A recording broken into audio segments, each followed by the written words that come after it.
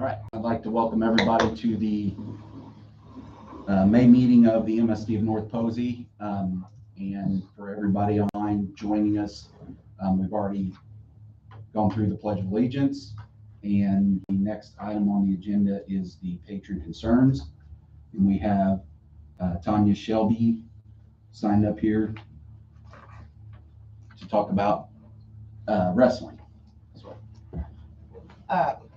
Well, I'm here just to sort of voice my some concern. I'm trying to hold back just a little bit to see what all is going to be said. I was made aware that there's already been a decision made, but on who our wrestling coach is going to be.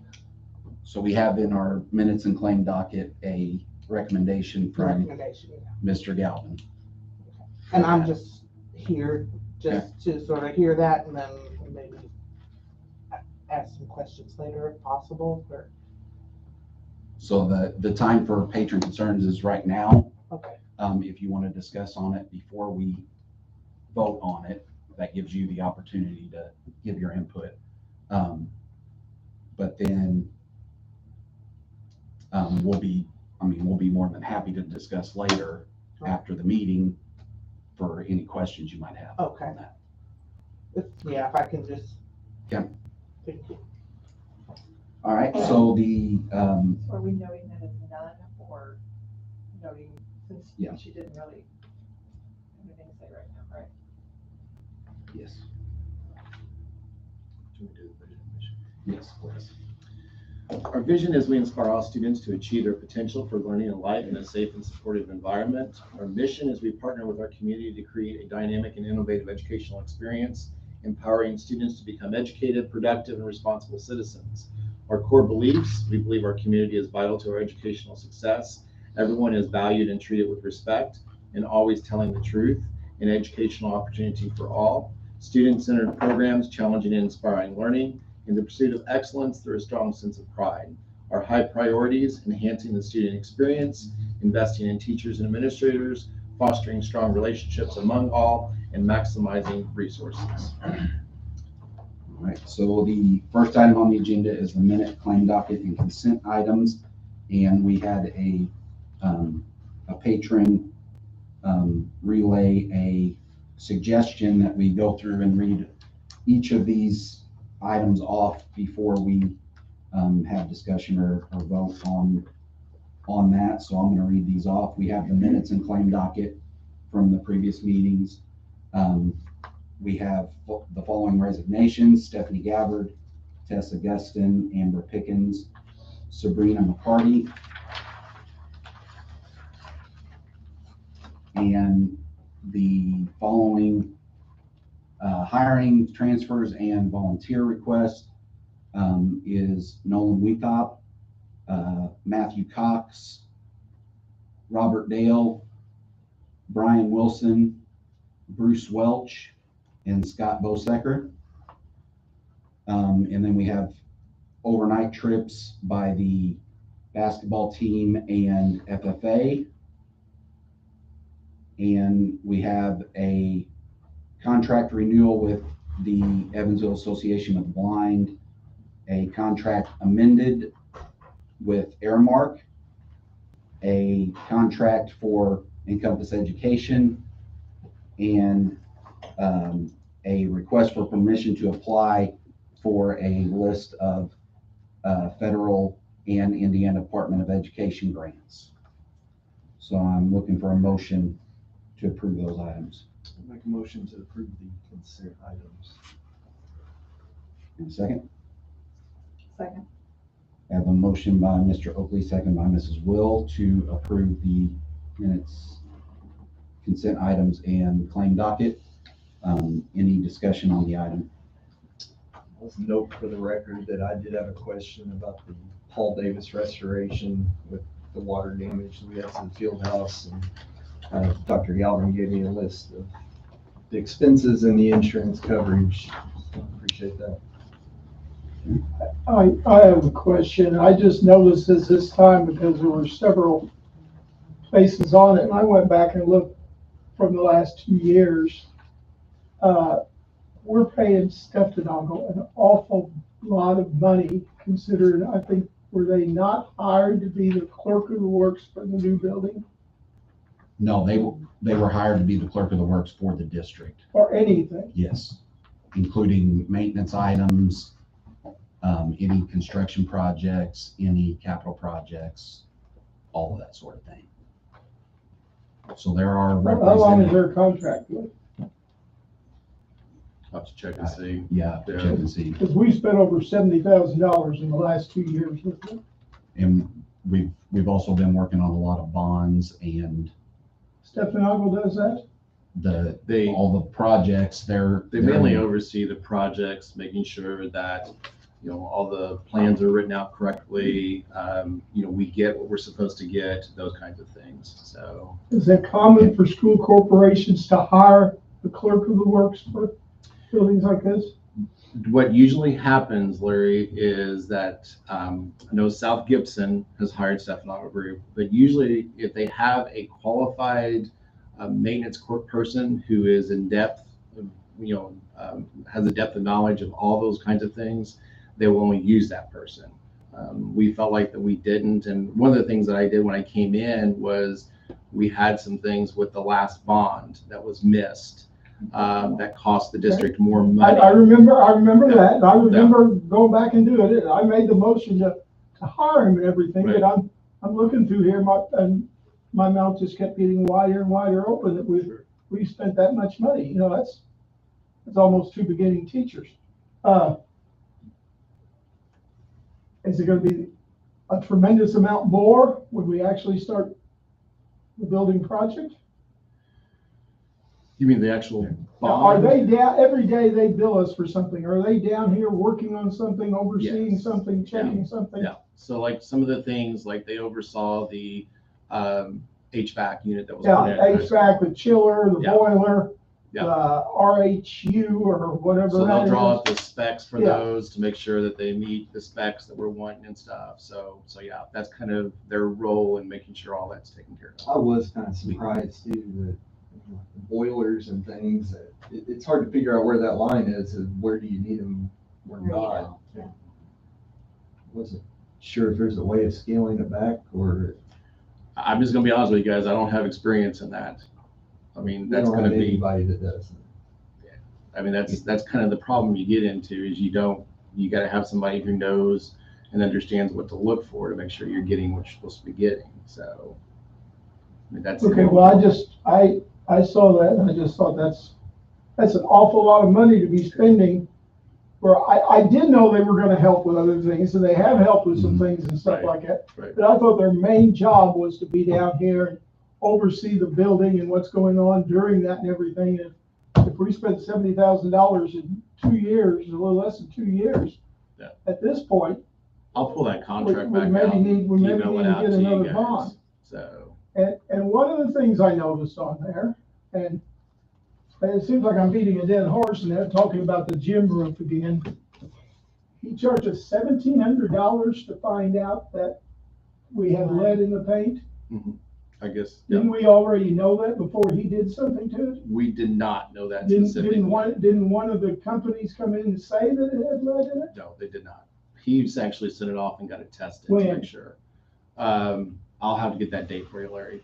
Because So, I know some time ago you told me there was lead in the paint and I don't know, it seems like an awful lot of money.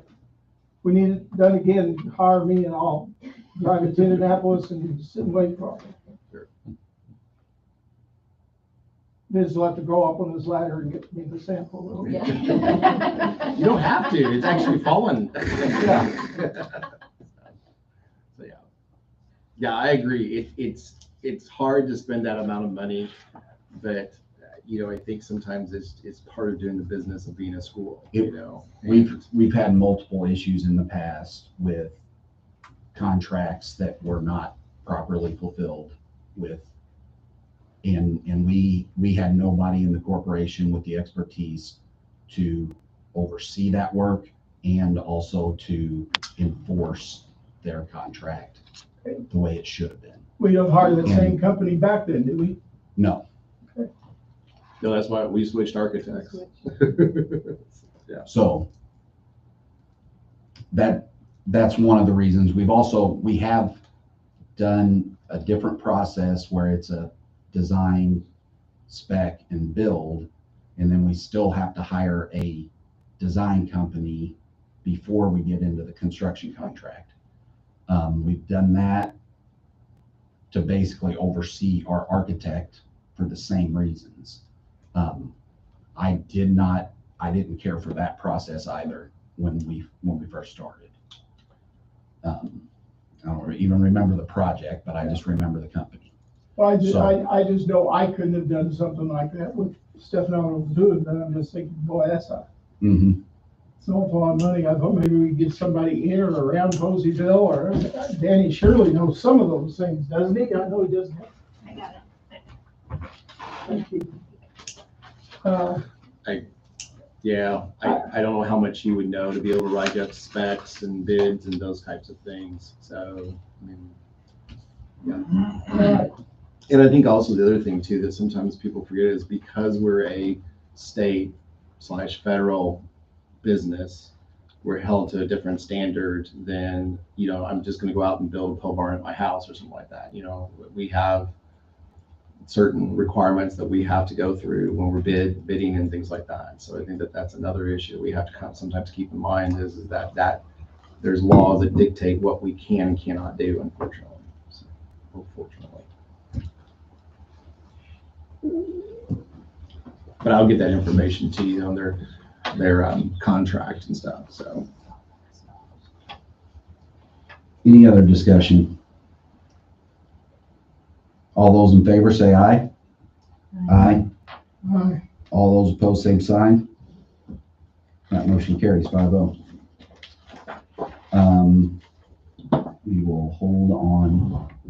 He's here. Oh, he is here. Yep, he is one. He snuck in.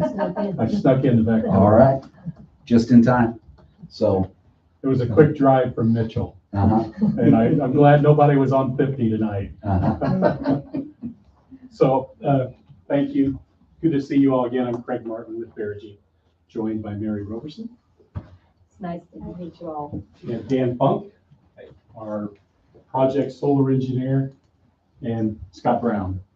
Scott Brown is Director of Engineering for Verigy throughout our central region. So it's my pleasure to be with you. I've got some handouts here. Thank you. And if we could connect to your screen, if Dan's got a PowerPoint. I've got a special one for you, but it's got a lot of Oh, good.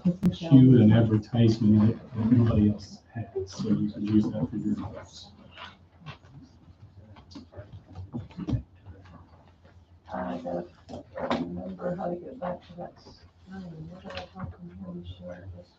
What are you trying to connect to? Do you want to share a screen?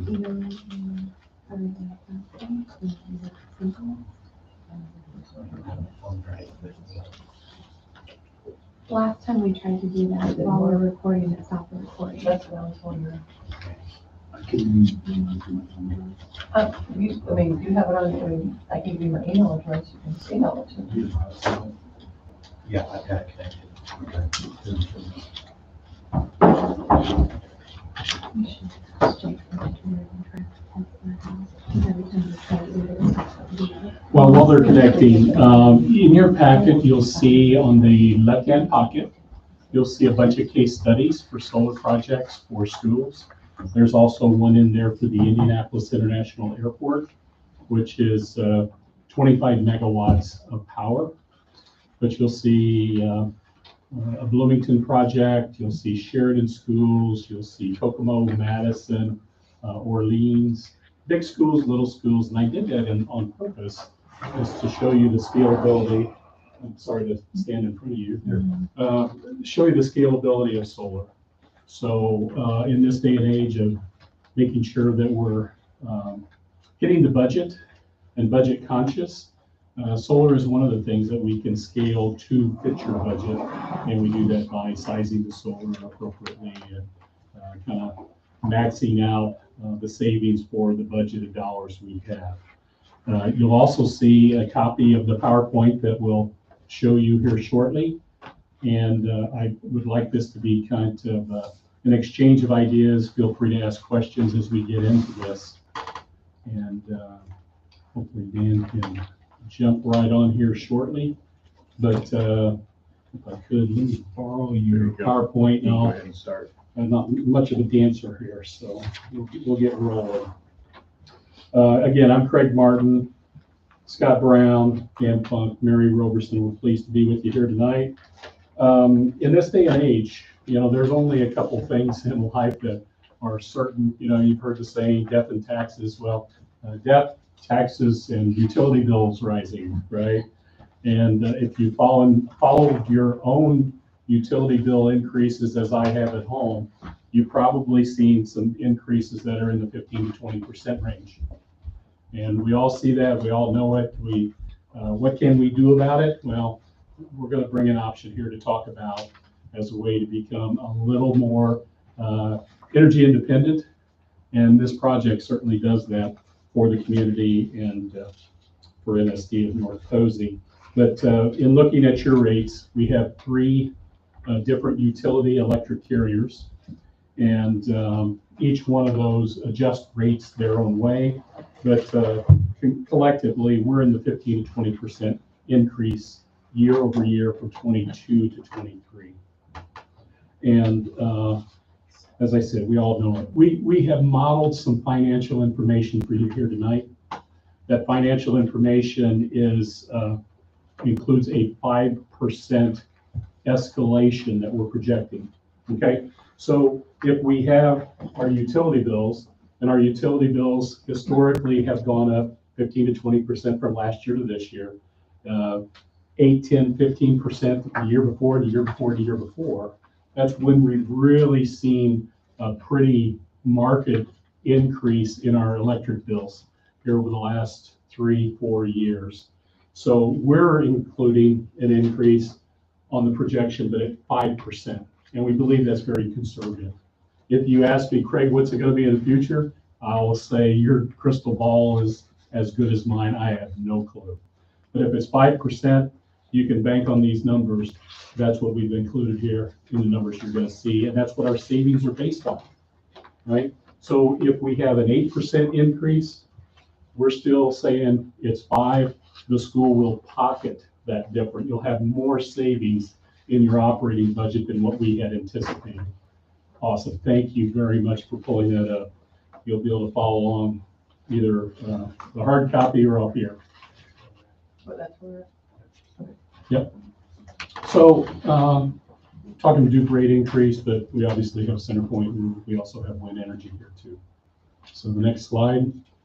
The next one. There we go. So we have an interesting dilemma here in Indiana. If we were talking about this project 6 months ago, 8 months ago, even last year, we probably would have looked at this project a little bit differently than what we do here on May the 8th of 2023. Within the last few months, the power producers in Indiana have come up with something called excess distributed generation, EDG.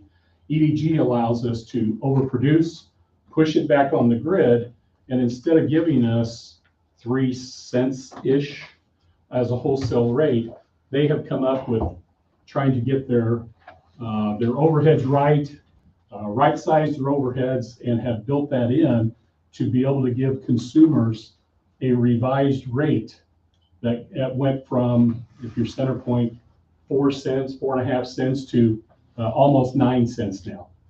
So there's a lot of benefit for us here to look at the CenterPoint or the Duke job and say, you know what, it kind of makes some sense to oversize that, to push back, to get as much savings as we can for the school. And that really has affected our desire to want to size the solar arrays a little bit bigger in order to get a larger rate. And that's what you're seeing reflected here. I'll turn it over to Dan. Dan's designed the solar arrays that we're conceptually talking about here tonight. Dan? All right. Hello, thanks for having us. This is South Terrace Elementary School, and we met with the administrator of the building, and she asked that the solar be in the back corner. And at that point, we were figuring out doing a base loading of about 30% offset. But then when we found out that we were able to sell back to the utility at that 8.7 rate, we expanded it to cover 100% of the usage that was used in 22. So it did take up a little more area. And of course, all that is scalable. You know, you can go smaller, can't go bigger. But that would increase the amount of money going into your operating fund. So the annual production from that system would be about 493 megawatt hours. I missed that one. It should be megawatt hours. Next one. This one is for North Posey Elementary. And there's some, it's kind of hilly and such, but we were able to fit quite a bit right in here and then up the hill a little bit, leaving that drive accessible for athletics back there. And then this also is 100% metering. We do a lot of 100% metering, or 100% of the usage with Juke, because they are pretty agreeable and easy to work with, and we don't typically have much trouble with them. And then the next one, North Posey High School. We haven't had a chance to dig in. We've contacted Wind Energy and tried getting somewhere in conversation, but I think it's just going to take a little bit more discussion to find out what they will allow. So for the numbers sake on this presentation, we built a system that would offset 35% of the net usage. There, I had it right, 465,000 kilowatt hours.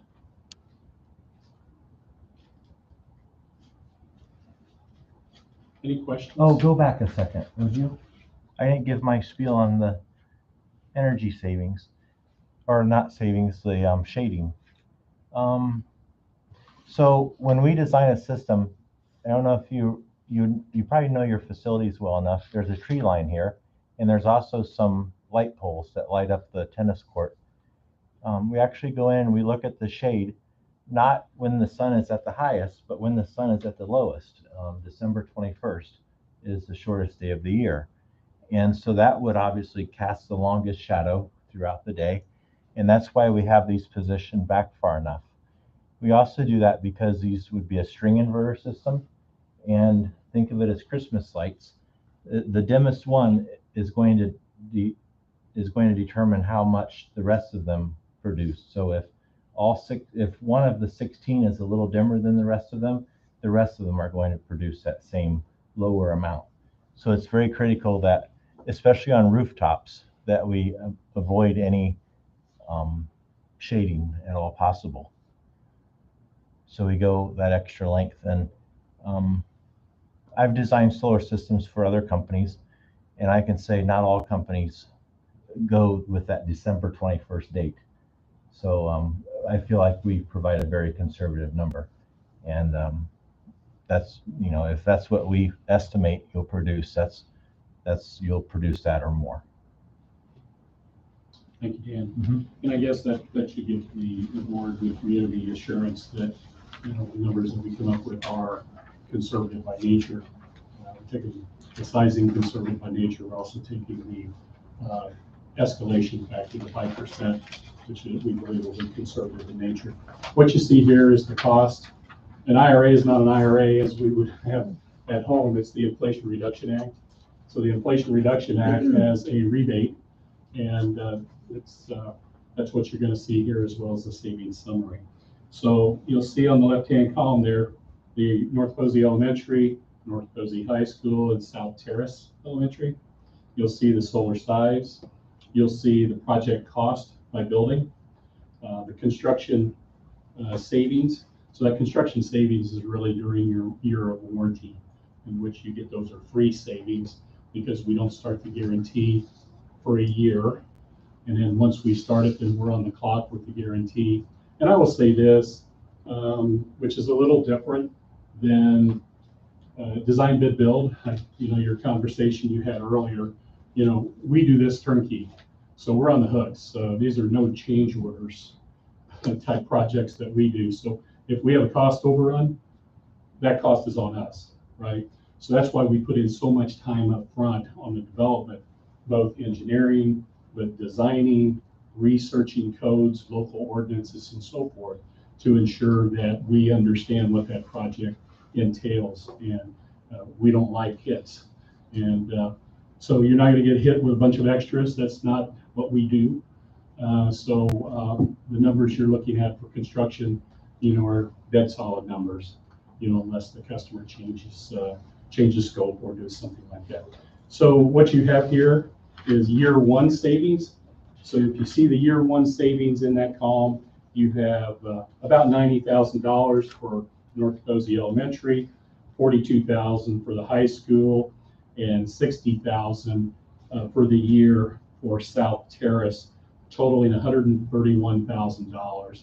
That $131,000 will be a surplus within your operating fund in your electrical budget. So we're essentially reducing what you're paying now by $131,000 in that first year, where you're going to have that as a surplus amount in your operating fund.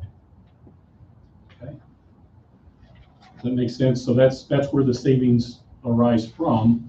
And if you look at the cash flow here, you look at the savings that are in this cash flow each year for 25 years is what this is modeled at. And those savings increase by 5%. And we think that is very conservative by nature. So you have a total project cost, for the way we have sized it here, at $4.1 million. And you have a 25-year net cash flow of about $8 million by doing this project that will stay in your operating fund. That's a big deal. That's a healthy amount. And looking here, Dan, I think that that number also has the IRA within that number, correct? So we talked about the IRA, the Inflation Reduction Act. That rebate is $1,052,000. What that is, it's a check that the government will write MSD North Posey upon the completion of your project at the end of the year. We'll help you file certain paperwork. That paperwork will go to the Fed, and the Fed will write a check directly to North Posey for $1,052,000. We also believe that IRA rebate is calculated conservatively. We believe there's an extra, they call them adders, depending on Made America, type of zone that you live in, rural, for example, that will give us an ability to have higher than $1,052,000, which only will sweeten the pie, so to speak, on the IRA rebate. How long does that IRA, is that in effect for now? It's a great question. So it's in effect, as we understand, for the next 3 years. And somebody might say, well, maybe with the changes in Washington, can it go out tomorrow? It's law. So having the 3 houses agree on anything in Washington, right, to overturn that, to kill that, I think will take some effort. But Greg, I think we're probably 3 years out safely on that. I don't think we want to dilly-dally around, but I don't think it's going to go away tomorrow. Okay. Great question. Any questions about this to this point? Okay. So 4.1 is going to give you $8 million plus. That's the long and short of it. And the ability for that to raise is quite high in our opinion, both from an energy standpoint, the way it's modeled, but also from a rebate standpoint, which is kind of icing on the cake. And just I mean, everybody may know this, and I think I'm right, but that money goes back into our operations fund Yes. so that we can spend on future capital projects, so that we don't have to issue an additional bond.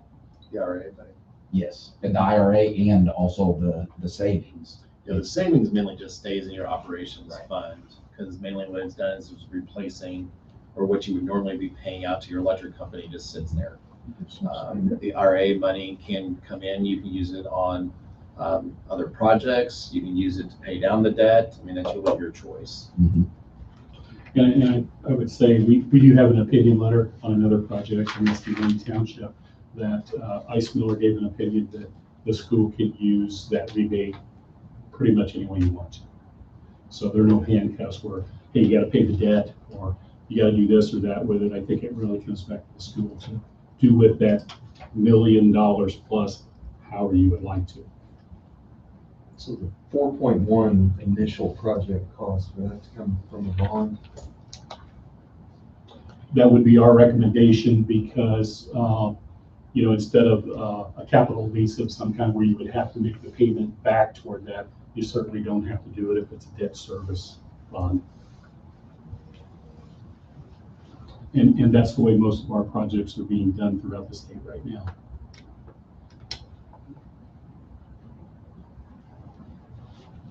Good question. Any other And questions? besides that, however we wanted to as well. If we wanted to reduce that, then our 25-year cash flow would be reduced. And that's a great point. We tried to max out everything we could. You don't have to do this. You can make one school smaller. If it were me, I'd take advantages. Anything that we can push back on the grid and get that 9 cents-ish number back, I probably would try to take advantage of that.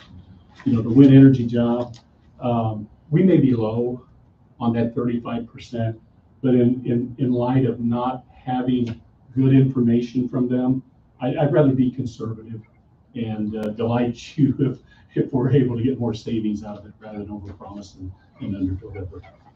Is the North Elementary solar, is there enough there that it fuels bus garage and central office, or no?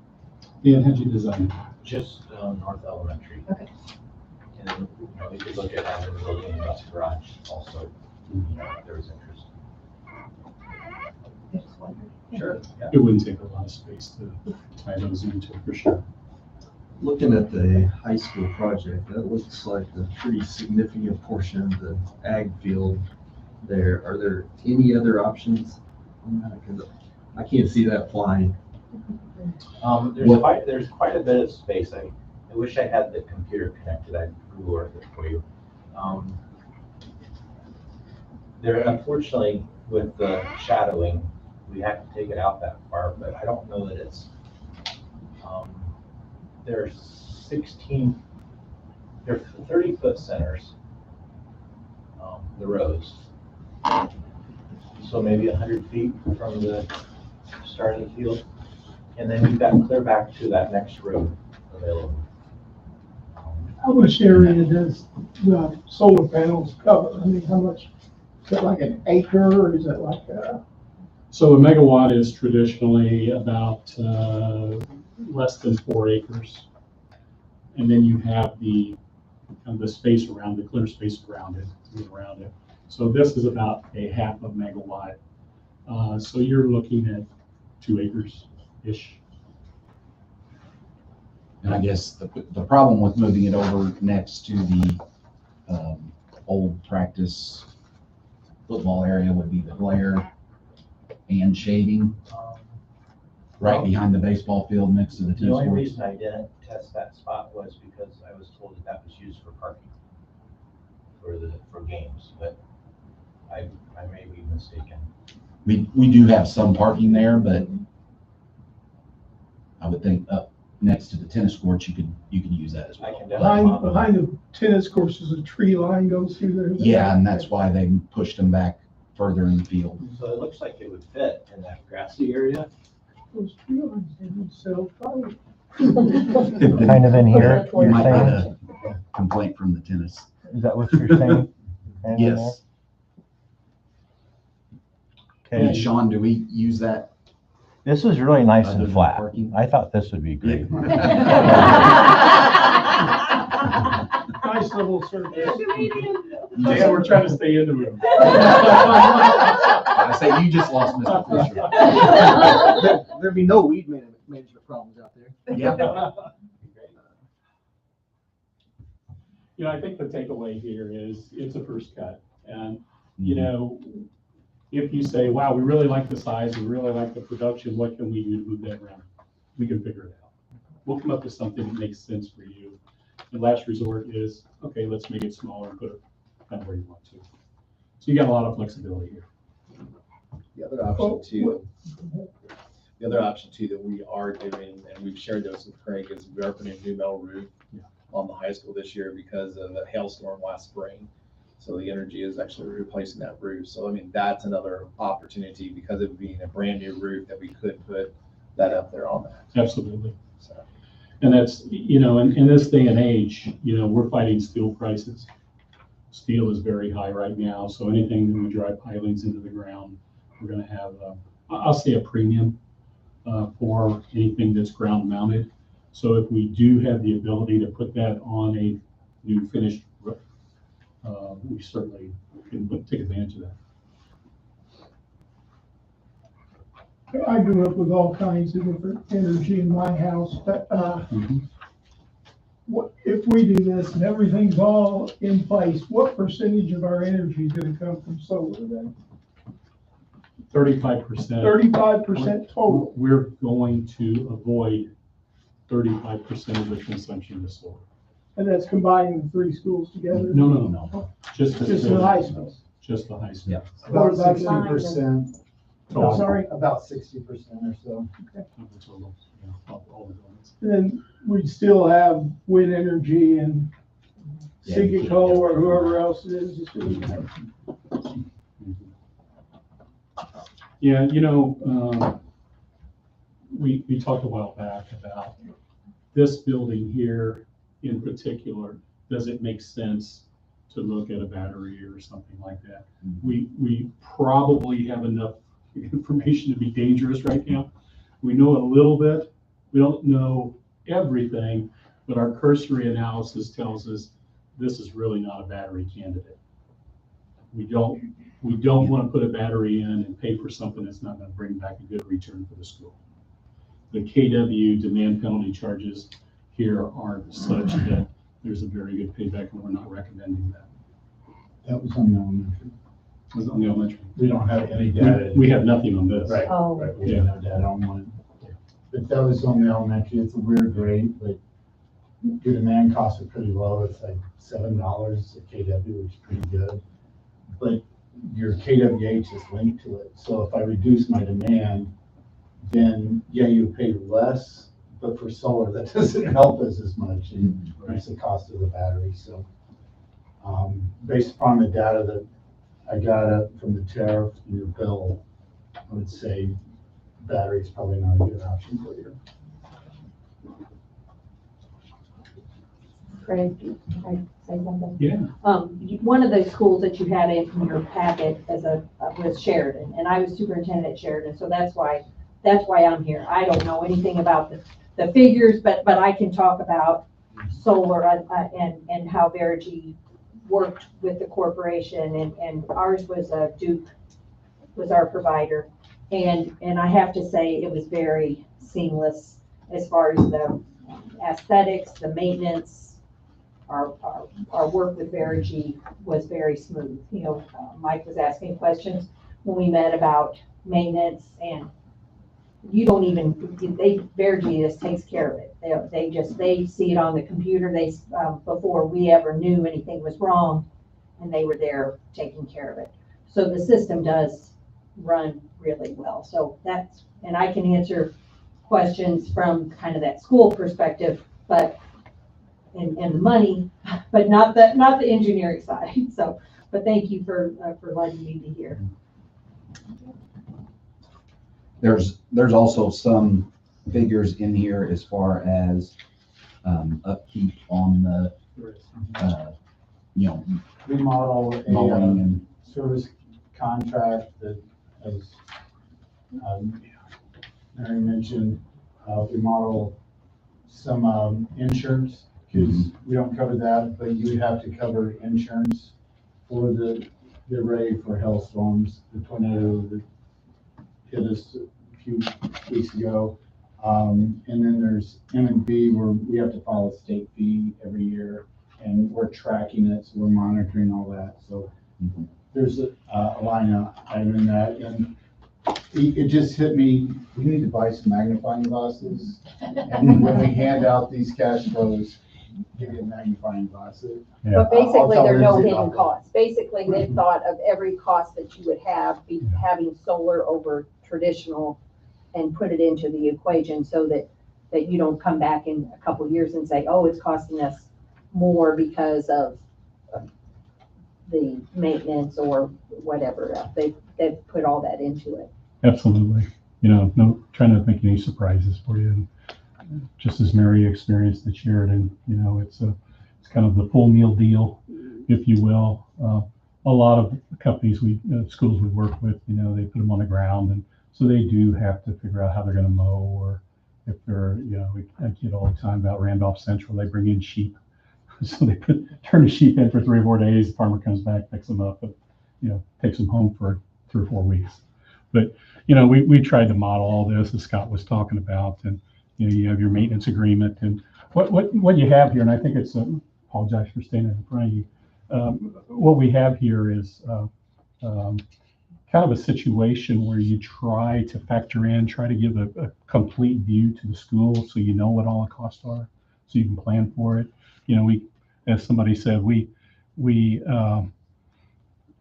carry insurance because we are. Did I screw something up? You must have. I must have. It's very touchy. We own 9 solar fields as a company. We know what insurance costs us. We use that information to help schools and customers factor that in. You don't pay us for the insurance, but you kind of model it where you've got a cost to your carrier that you pay for. And these are the numbers, and our experience kind of tells us what this is.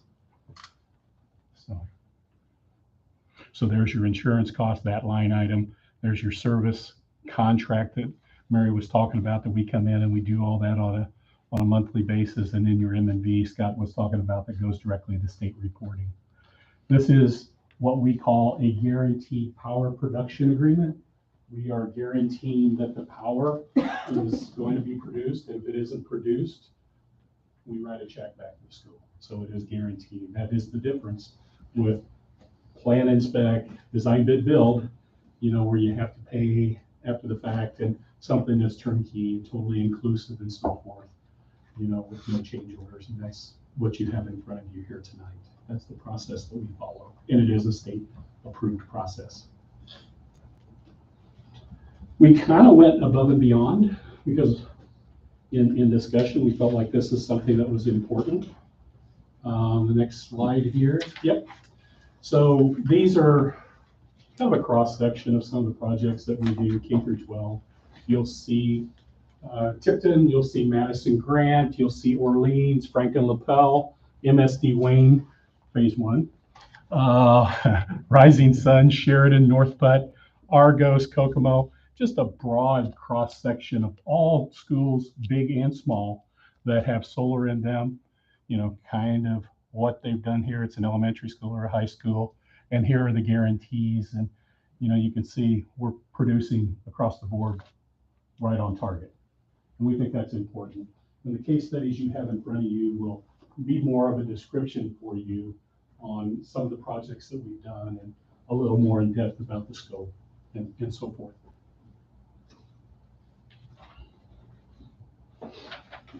I won't get into this slide, but if you had an interest and you would want to see how the net metering or instantaneous metering works, happy to show this to you at the right time. It's a really cool slide. Just shows how the building first uses the power production of the solar, and then excess gets pushed back out on the grid.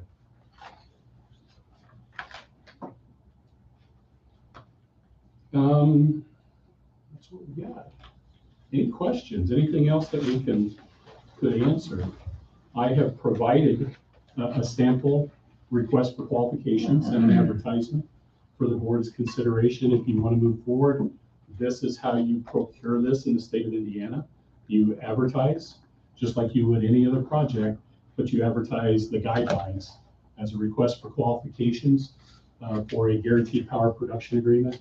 And then there's guidelines that we prepared that are very general. Anybody can respond to as long as they are an approved vendor in the state of Indiana. And if somebody expresses an interest once it's advertised, the superintendent or the business office can give somebody the guidelines and they can respond. And that's what you have in front of you here tonight as well.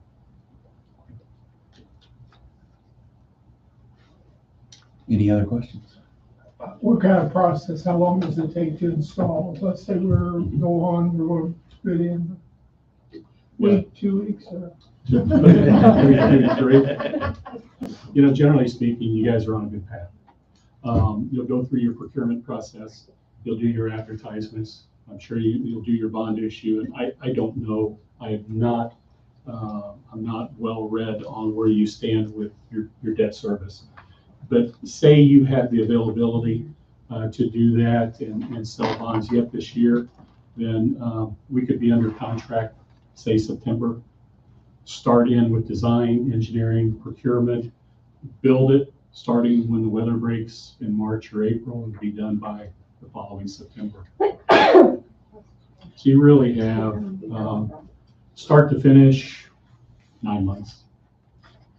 And then you're powered up, you're ready to go. A lot of that, frankly, and I'll say 60 days maybe, is dealing with the utilities. You know, it's, I'll put my smiley face on. Working with the electric companies is awesome. And, but it has to go, it has to go through their process. You know, they have to do approvals, they have to stamp our designs, so to speak, approve them. They may do an impact study, but they'll go down their own internal path, and then we'll fill in the blanks for them and answer questions for them. If they want to make a change due to code or how they do things, they'll come back to us, we'll make a change, and we'll, sooner or later, we'll get there ×3 here, 3 different electrical companies. Deal with 3 companies, no big deal. Deal with a lot of them right now, so not a problem. Could they say no? Will they say no? Could they? No. They may have their own spin on things where they may say, we're going to cap you at a certain amount. That's possible. Shakamak, you guys know Shakamak schools? Mm-hmm. Shakamak schools, we had a heck of a project for them. And I want to say 800 kW solar-ish. And when it came down to it, Shakamak and that little town, Jasonville, was all the way at the end of Duke's line. So they were in a position where they said, we're really concerned about our line. We don't think we can handle pushing back power onto it. So they capped us.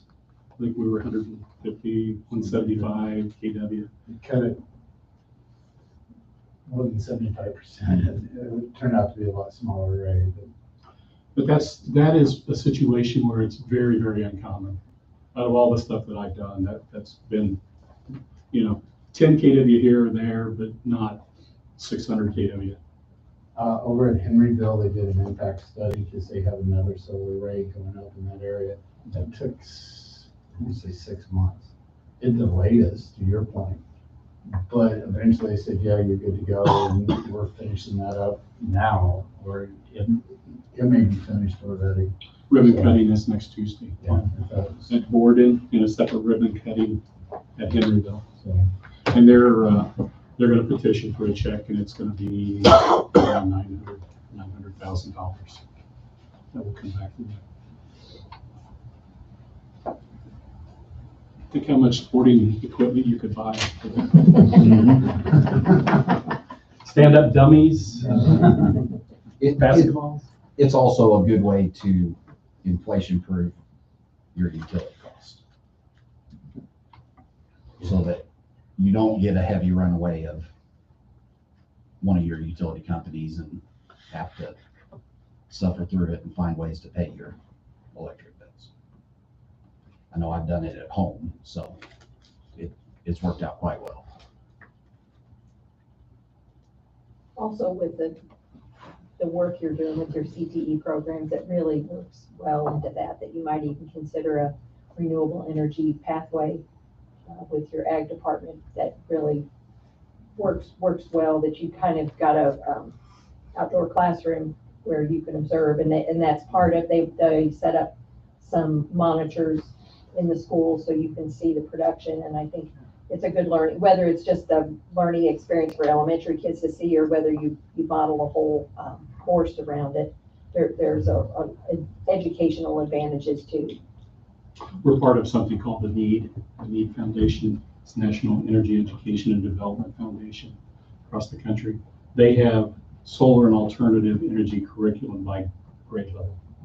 So if you wanted to use pieces of that or all of it or however you want to do it, and we give grants for schools that want to implement those kinds of things. One of the things I didn't mention, from a learning perspective, when we go to Borden Henryville Tuesday for the ribbon cutting, we have what we call solar buggies. So solar buggies are kind of like a red wagon. It's got a little inverter, it's got a charging station, it's got a little solar panel. So teachers can actually pull that out, set up the solar panel, charge their laptop, charge their phone. It gives kids an educational opportunity to see how the sun can charge and so forth. It's pretty cool. So they're going to get 2 of those. Greg, you have solar at home? Yeah. Yep, Vince does as well. It's just, Any other questions? I thank you for your time. We're available as much as you would like. If you want to move ahead, you have the procurement process to do that. If you want us to refine some things with that backfield, happy to do that. Happy to put the engineering in and earn it. So let us know if we can help. Thank you. Thank you. Thank you all.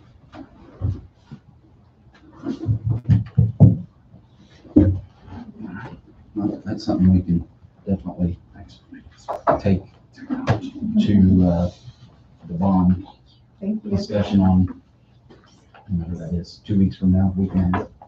Extra week. Yes, it is.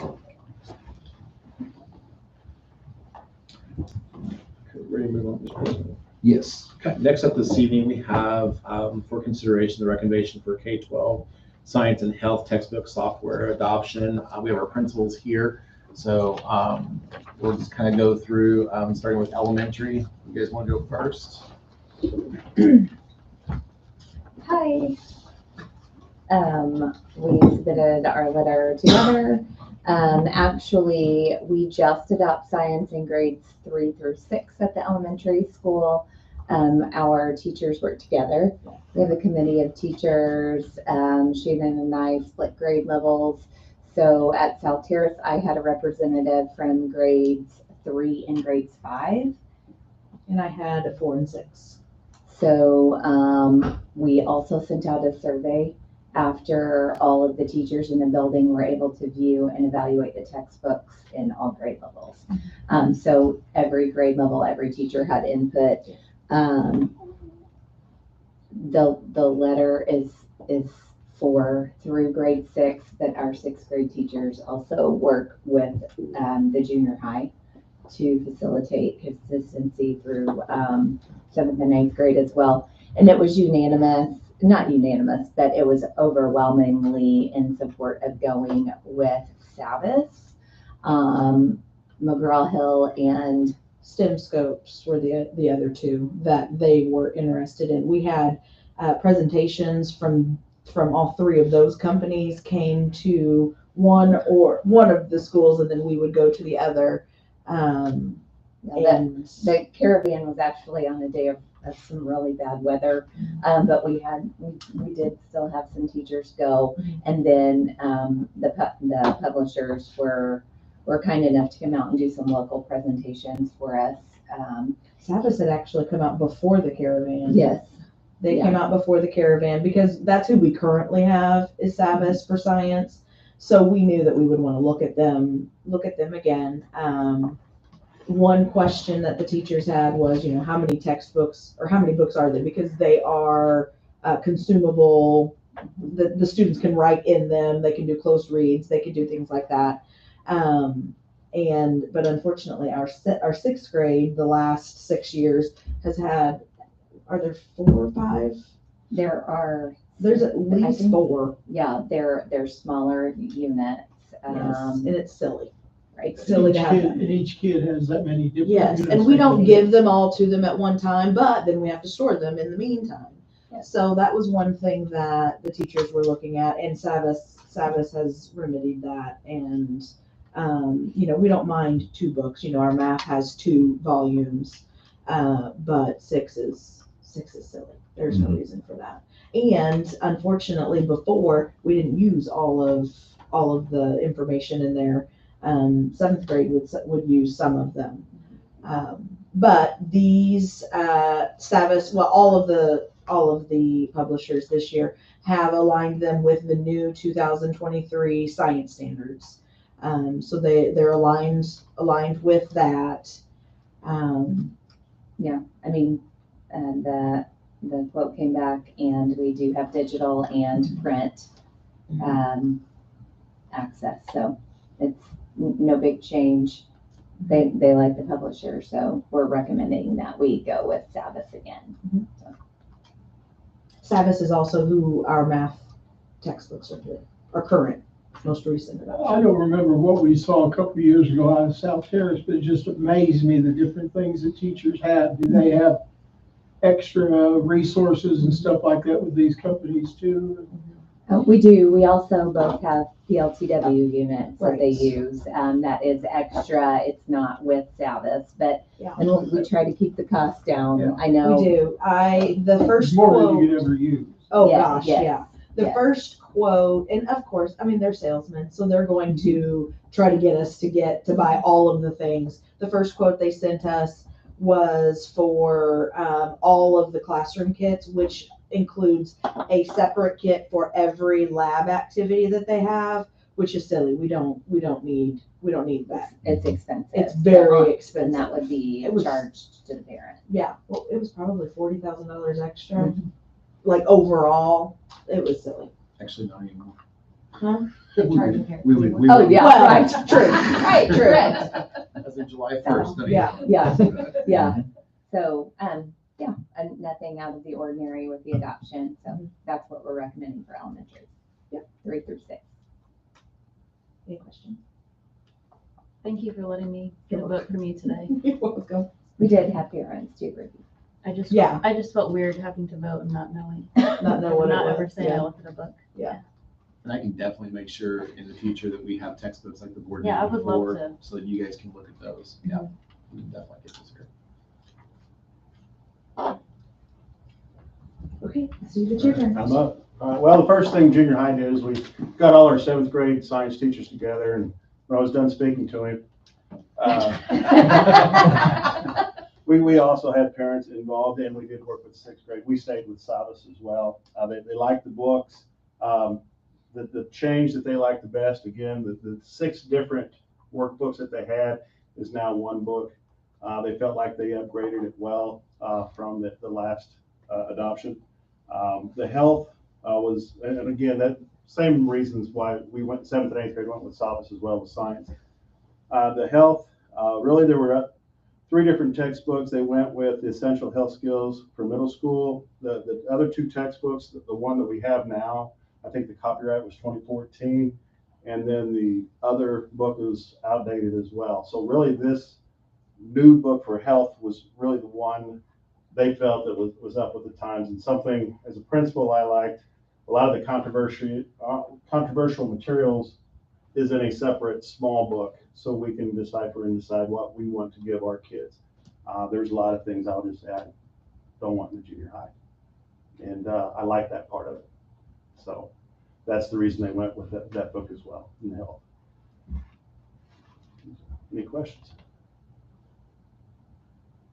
I feel like I can have a lot of questions about the controversial stuff. Let's get the I feel like that tape might off be a first. whole nother meeting. It might be. Maybe We don't want get that recorded. Yeah. We'll talk about it. Okay, no 1 through 6 health curriculum or No. classes. No. Yeah, it really starts at 7.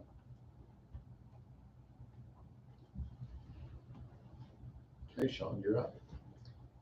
Yeah, if you look at my recommendations, you can see the teams that were on those. The science and health had quite a few more members. Robin had one ag text that we're going to add. I'll start with that one because it's easiest. That ag text is being added because it's the third course in a 3-course pathway. We needed a text for that food science course. So that one's there. That completes that pathway. As far as the science and the health goes, I'll start with the health at the bottom of the chart. That's the essential health skills for high school. They also have another one that's titled differently that has more of the controversial things. This is more of the bare bones. Jessica obviously supplements with a lot of other things using the electronic resources that she has. Just getting, that text that they have now is a good 6 years old. I'm not sure that that's not been a second or third adoption cycle with that same text. So just adding some things in there like vaping and some of the things that haven't been in the text are in that text now. As far as the science texts, I know Mike in particular wanted me to just make sure I made a note. The AP Physics text, I mean, some of these are pretty nasty on cost. That is a college text. He's just trying to work on getting those AP Physics scores where they need to be and get them exposed to the content they're going to need to be competitive on that. Anatomy and Phys, those are always not real. They're kind of nasty from a cost standpoint, so that's there. We do offer that course in the science department. As far as the things that they liked about them, they were obviously evaluating for digital content. That was something that was important to them. They also liked, specifically with ICP, there were digital labs that Morgan really thought were nice, kind of like tabletop on the Chromebook type labs that they can do. And then there were also standard labs that were built into the text. So they liked those. They liked the features of those as well. So that's kind of the overview of our science, health, and the one ag class. So we have an integrated chemistry and physics class? Yeah, we do. Okay. Yeah. And that's that's more of your standard level physical science. Okay. Your standard level physical science. With your advanced physical science being more like Chem 1. Okay.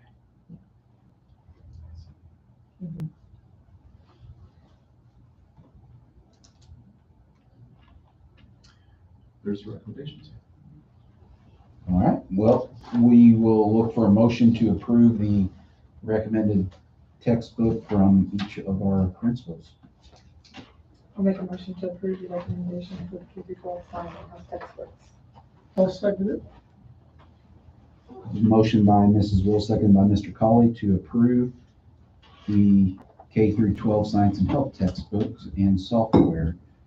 Is there any discussion on the item? All those in favor, say aye. Aye. Aye. All those opposed, same sign. That motion carries 5-0. Next up this evening, we're bringing back this alternate one for the North Elementary School exterior doors. There was some confusion on the bid form, and so we wanted to make sure we got it cleared up. But the alternate one just adds $22,750 for a total cost for those doors of $221,500. And I think that alternate is mainly to apply that break resistance 7 feet and below. So bring that forward for your consideration this evening. I'm looking for a motion to approve alternate number 1, exterior door project. Make a motion to approve alternate 1 on the door project. I'll second. Got a motion by Mr. Oakley, seconded by Mrs. Bowers. Any discussion on the item? We had approved the base bid last month, right? Yes. Yep. Yeah, I wasn't here last month. Is this covering all the outside doors? Is that what I understand it? All exterior. All for the whole building? It's Except only the the ones that are original doors. The original doors. Yeah, except the ones that have recently been done. Oh, the new one, okay.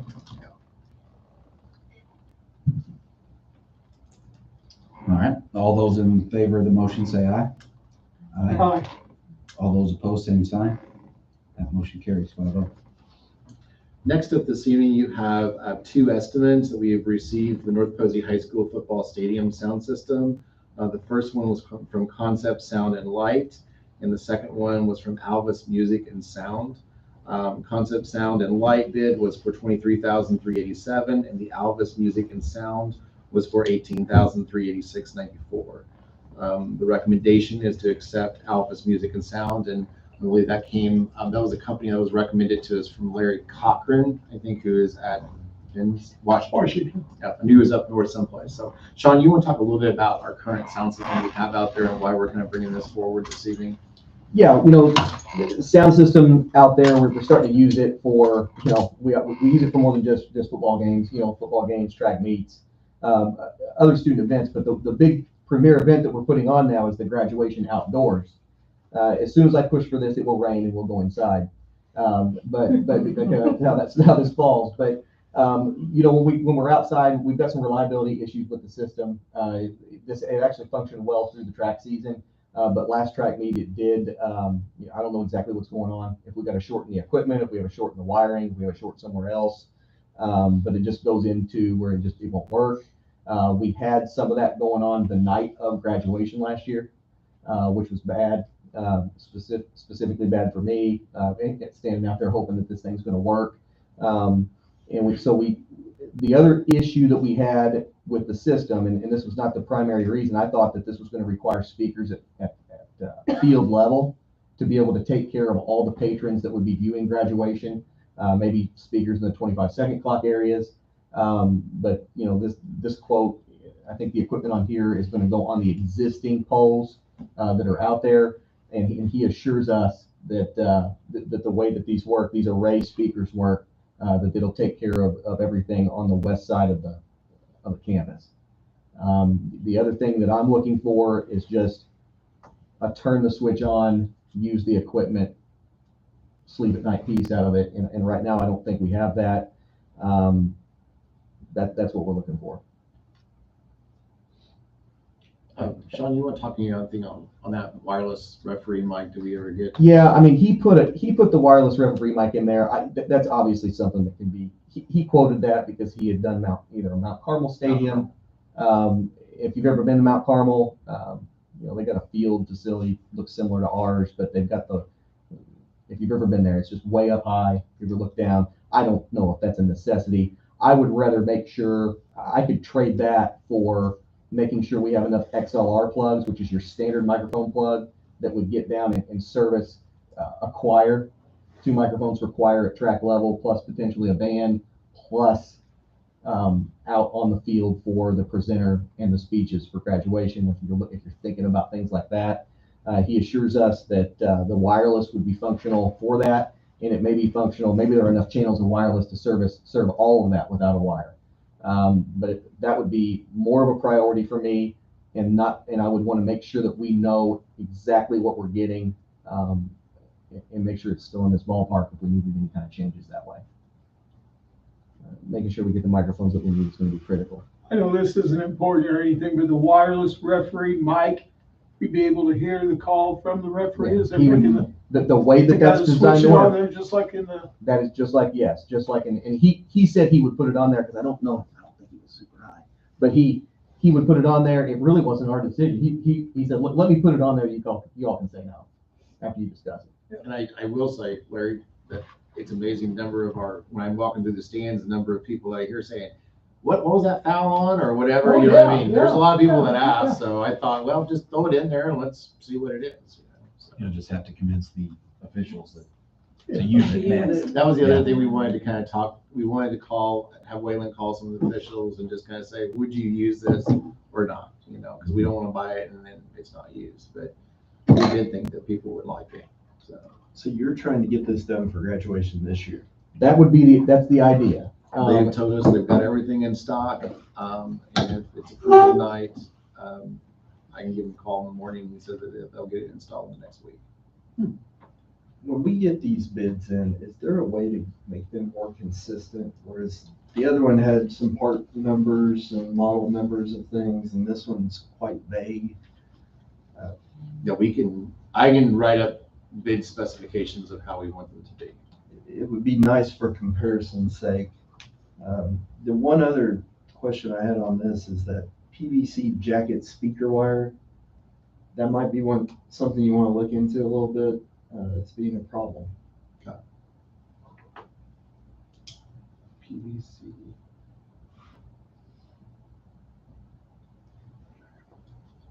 Okay.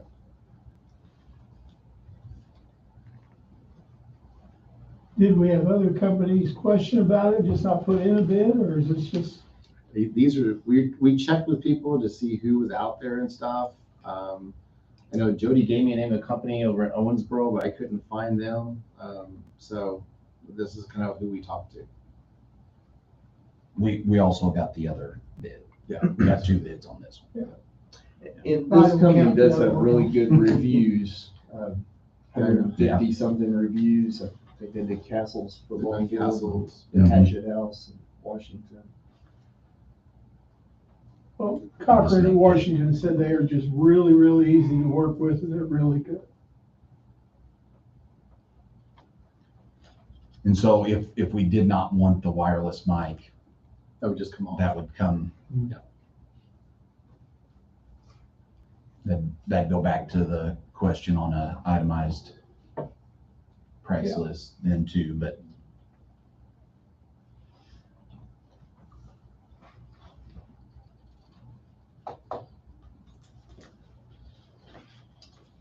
All right, so I'll look for a motion to approve the estimate from Alvis Music and Sound.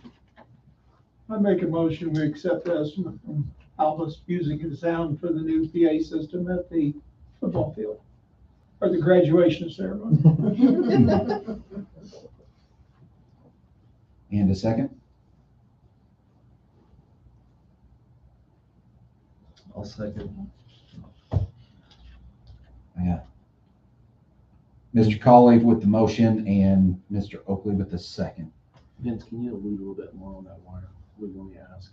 I don't know much about it. I was told that can be an issue. Okay. PVC. UV stability. Tracking. I need to see more specs on the wire to be able to say anything on that, but We'll ask questions on that though. if you get a part number or a wire number on it. And can we keep the old equipment on this? You know, it's our equipment. Yeah, right? it's our Yes. equipment. So that'd be a good idea. I would think there would be some workable parts there. Danny usually hangs on to everything. Yeah, Yeah. because they probably have the microphones, the shooter, wireless mics and stuff like that we could use elsewhere. Potentially. Well, and I know we're wanting to get this done, but it is kind of weird to vote on something when we don't have the, we might take something out, we might do this, we might do that. I really don't like to vote on it. That's why I was asking about trying to get it done by graduation. I'd love Yeah. to table it, but. But we could also approve with the limit of 18,387 and then If it comes in below that, it does. let Sean negotiate with what, or So what Mr. if Galvin, we whatever decide they that want. Wire is not a good idea. I obviously know nothing about that. I think there would be other options. That might be more expensive. It's true too. Are you looking for other things that aren't on there or? I just want to Mike's, make sure that we've got the capability to get every microphone that we need for. I'm just looking up there, I can And he only, might assure me, oh, well, we've got I 8 can only channels of see wireless. 3 mics up there, is that right? And 3 mics may do it, but I want to make sure that it's going to Well, accomplish. and one of those is in, one of those is a referee mic, but You can put a limit on it.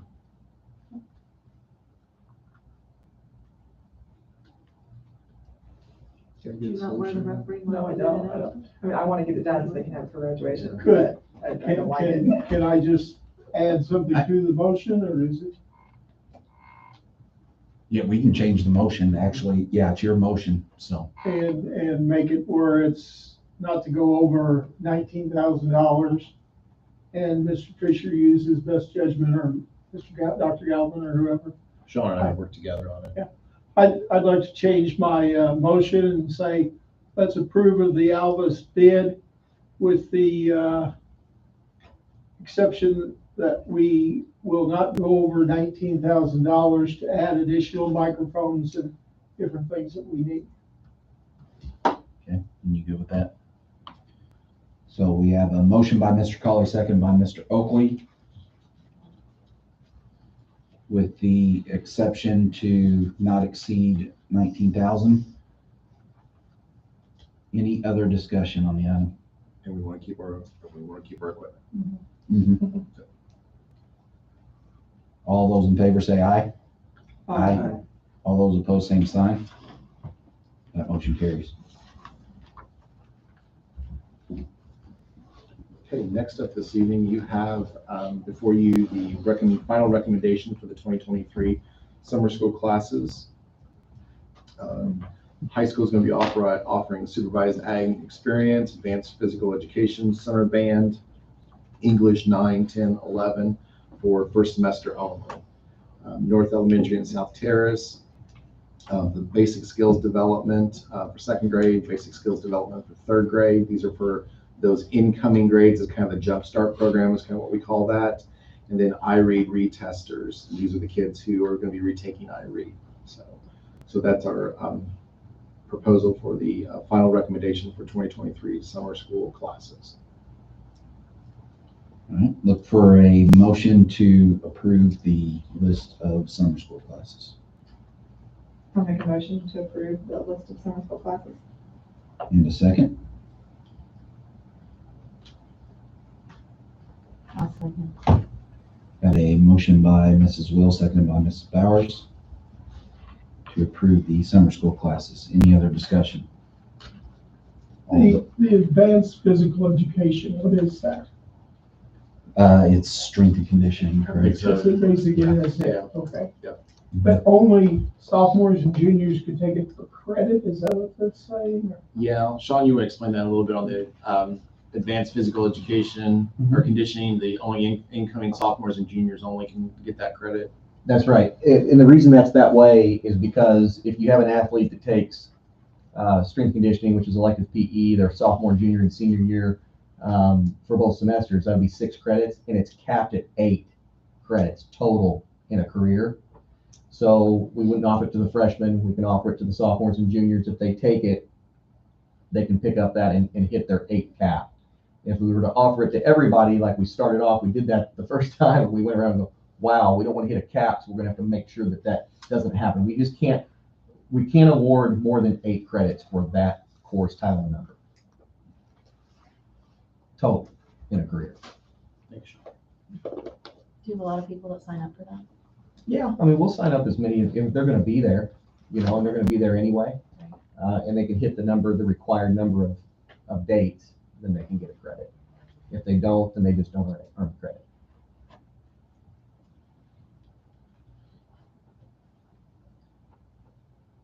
All right, all those in favor of the motion to approve the summer school classes, say aye.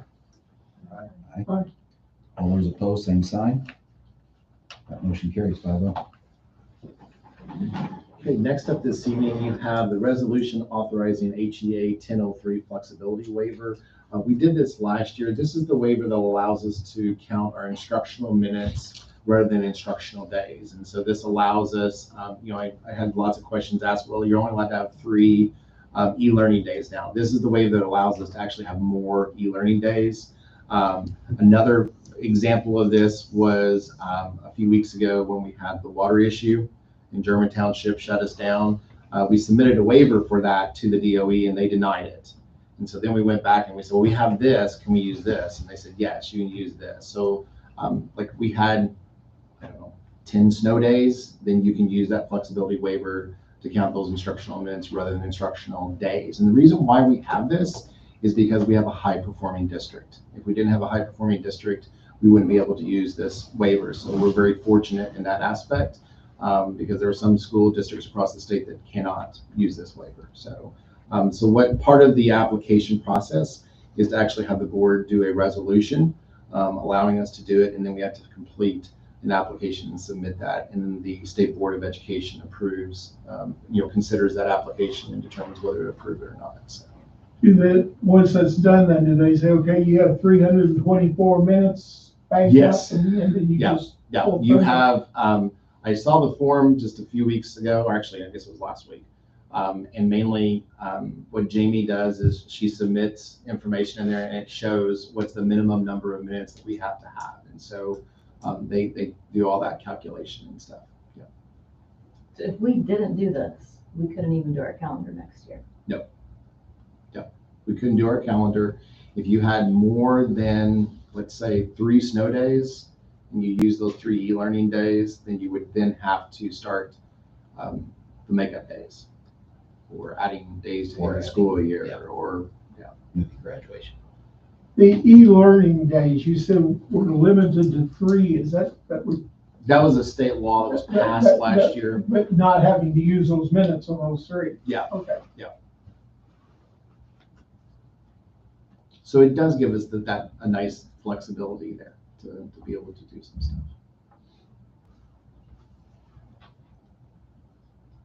Is this different minutes at the junior high, the grade school, the high school, or? Yep, each level has different minutes, and You have to consider it differently, so if we shut down one school, we could. Yeah. Use those. Does it make it so that we have to use so much as synchronized versus not synchronized, or does that have nothing to do with it? I was trying to read the. Yeah, I didn't really so that's understand. where it gets real confusing. If you do not have the waiver, and let's say that you used up your 3 instruction or your 3 e-learning days, then you go to what's called, if you do synchronized learning, 50% of your student population has to participate 50% of the time for it to be counted as a day.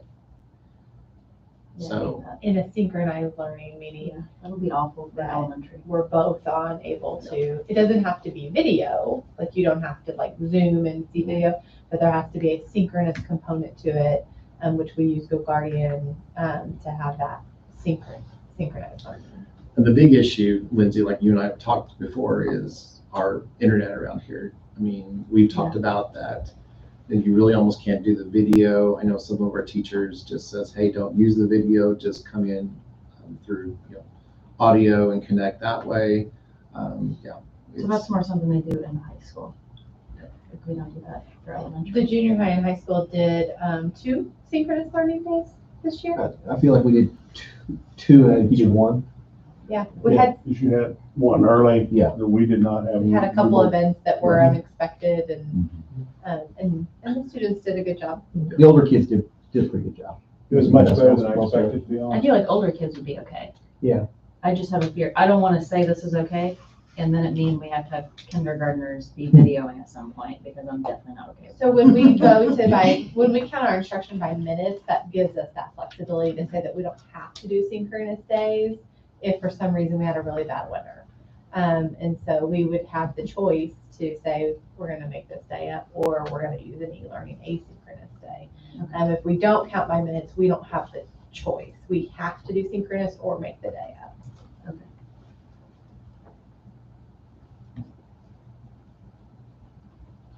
It's really nice that we have this, because last year when they changed that law to 3 e-learning days, our superintendent study council, people were scurrying, trying to figure out what they were going to do. And I know several superintendents said that they were going to look into this to see if they could get it.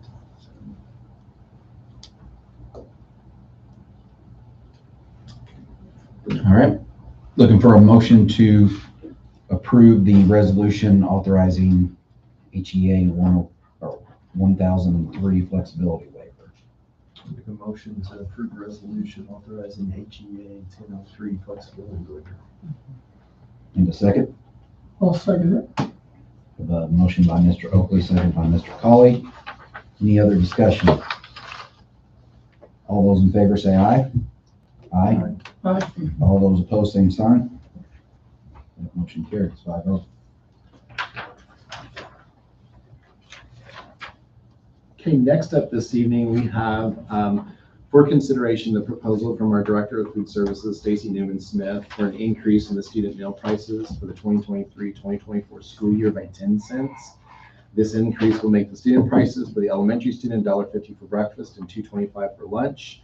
Junior, senior high school, $1.50 for breakfast and $2.50 for lunch. And I have Stacy here with us this evening to kind of talk a little bit about this proposal. Mostly wanted to be here if anyone had any questions.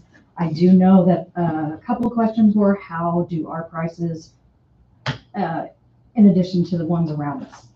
And I did look up EVSC breakfast for K through 8 is $1.45.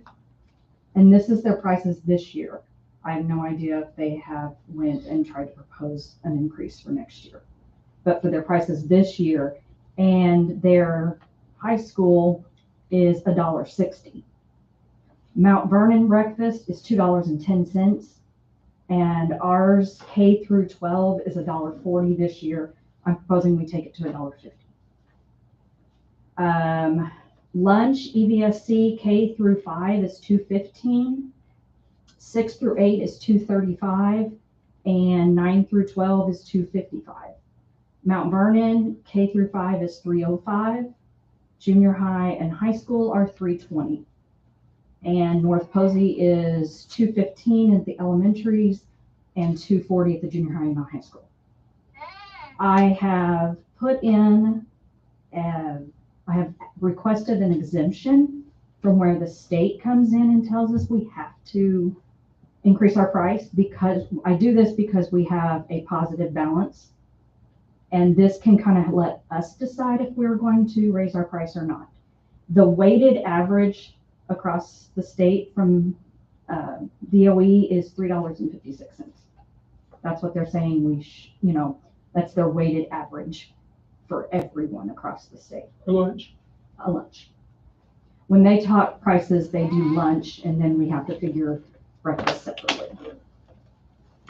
One of the main reasons I proposed the increase now instead of waiting to see if we qualified for exemption is I know that the schools like to get their directories and everything ready for next year. I know I have a lot of the secretaries calling me and asking me these questions. How much are we going to be? Last year it was very late before we ever got any direction from state on that. So we were able to get this. I still have no direction on what adult prices should be. So that will come to you all later on when I get that information.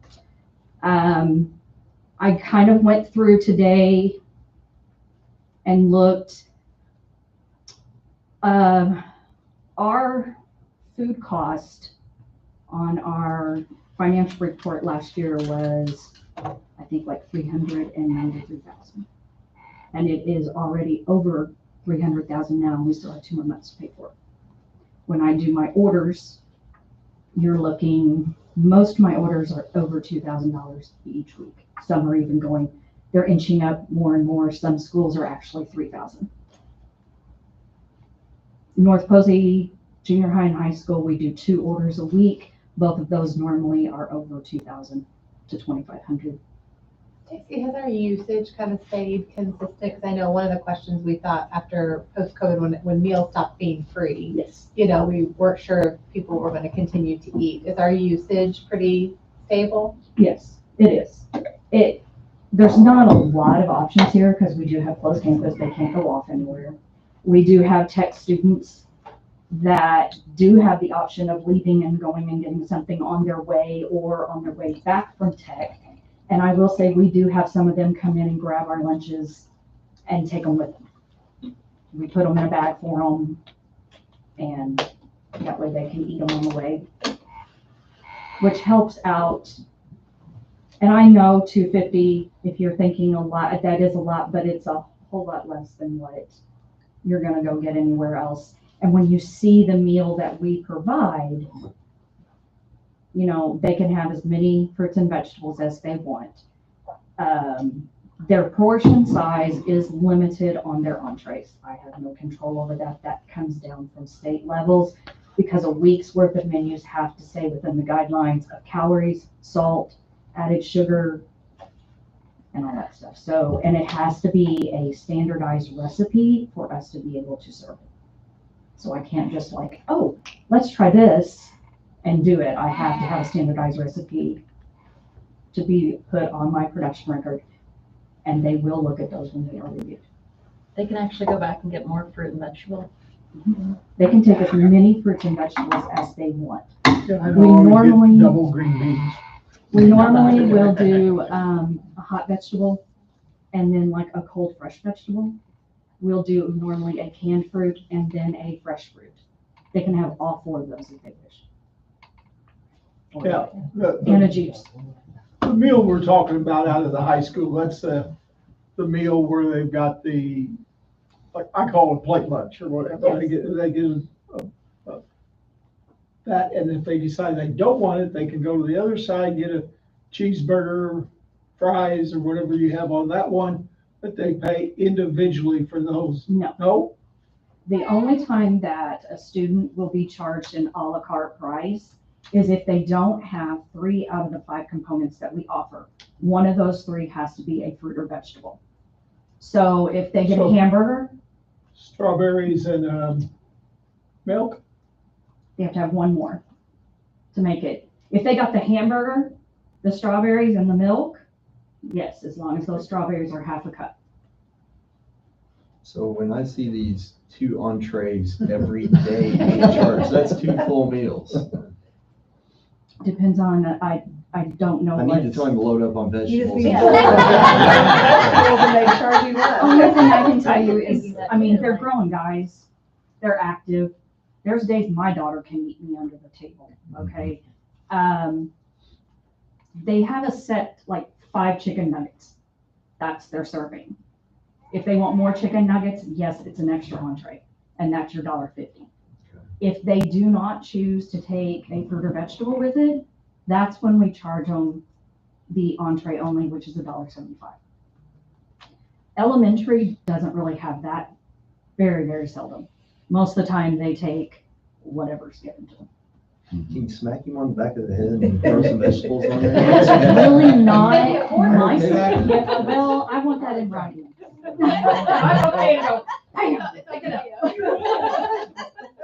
So what happens if we don't do this? Then our prices will stay at $2.40 like they are now. And as long as state gives me the exemption, I won't have to change them. The only thing I worry about is our costs keep going up. And one thing that some people don't realize when they think of the food service department, we are self-opt, as in we don't get money from the school. We have to use our federal reimbursements and any sales revenue that we receive. That's how we pay for everything. The employees, equipment, food, everything. So if you don't get the exemption, I'm sorry, I don't understand that. If they say you can't, could they come in and say you have to charge $3? They normally will not raise it more than 10 cents, normally. But they do have the right to come in and say, no, you're not charging enough, you have to charge this. When was the last time we raised it? We did actually raise it 5 cents last year. Yeah. When did the teachers go up so high? Was that last year? Actually, last year the years that everything was free, yeah, we had to charge much more for the teachers. We were able to bring that cost back down this year to, I think it's $3.75 for a meal. So I've been in a lot of different schools around the area in Gibson County and Mount Vernon and places like that, and I always eat lunch if I go there to sub or whatever, but I like North Posey's by far better than any of the others. Thank you. Unless they had something special. And Mount Vernon, they had chicken and dumplings, then maybe they might. I haven't seen a good recipe for that yet. But I mean, and I will say at North Elementary, we vend out meals for Head Start. That will not be happening next year. So that's about $12,000 that we'll lose in revenue.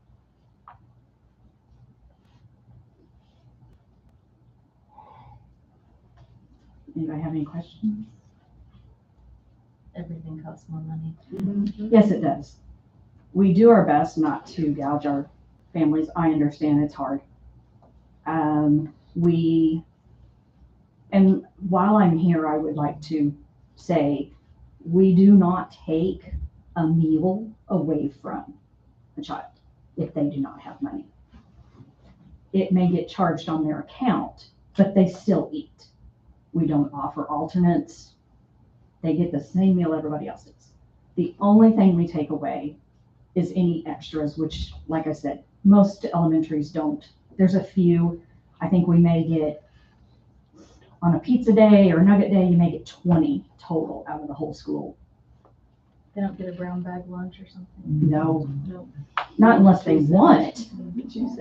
Yeah, no, we don't do the cheese And sandwich. I do want to say, we have some great community members that donate to the lunch funds at each of the schools. And so we're very appreciative of those people that do. We do. We do have some high debt this year from students not paying. We expected that. But, you know, the kids are still eating, so. The only thing, as I was saying, the only thing we take away is an extra. Like I'd take Brant's extra tachos away. Starved to death, I'm sure. I mean, I have a sophomore at the high school. Both my kids have come through here. I know what it's like to have to pay for their meals all the time. Well, not my son, he never ate food at school. But, and I'm trying to do this so when it comes time next year and we're looking at increasing job or raises, I'm able to let my employees also get one. Because like I said, all of that comes out of what we make. I don't want to be there to tell them, sorry, I don't have enough to pay you extra, but yet everybody else in the corporation got one. They get paid from cafeteria funds? Yes. Yes. I write a check out of the treasurer writes a check, I do the PO for it out of the cafeteria fund to pay for the payroll. And all of the Airmark bills are paid out of the cafeteria fund. Some of the service, if it's on like small things, if it's on like the air conditioner or the coolers that are like attached to the school pays those. But if it's like our dishwasher, I'm probably going to have to buy a washing machine for North this summer. I need to probably get a hard water softener for North. Probably going to end up having to look at getting a warmer for South. And all of that will come out.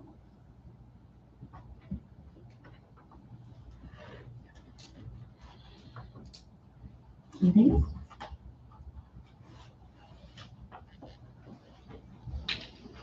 All right. We'll look for a motion to approve the recommended 10-cent increase in meal cost.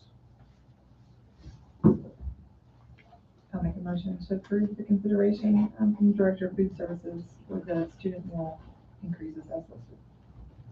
In a second, I'll second it.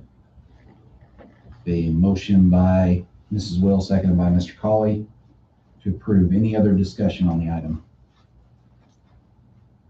All those in favor say aye. Aye. Aye. All those opposed, same sign. That motion carries 5-0. Go to personnel, right? Yes. Okay, next up this evening, we have the addendum for our assistant superintendent for the term of 24 months, beginning in July 1st, 2023, and continuing to June 30th, 2025. We did remove the moving stipend since she has moved into the district. That was the only other thing that we took out of the contract and just mainly changed the dates. So we bring that forward for your consideration this evening, Mr. President. So I'm looking for a motion to approve the assistant superintendent's addendum contract. I'll make a motion to approve the renewal of the addendum of the assistant superintendent's contract. Need a second?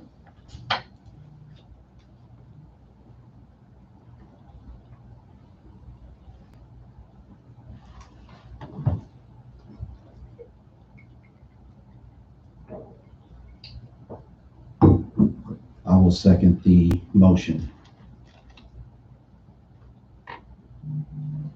We have a motion by Mrs. Will, seconded by Mr. Schmidt, to approve the motion for consideration of the renewal of the addendum to the superintendent's contract. Any other discussion on the item? my opinion, this should be a one-year contract to make it consistent with the other administrators. It would provide financial flexibility with minimum student impact. I've brought this up in the past, so you guys are well aware of my opinion on this. And this is 2 months in a row where the board has had an item where we've had some consensus on it, and that's not what's been brought to the table. And that's very disappointing.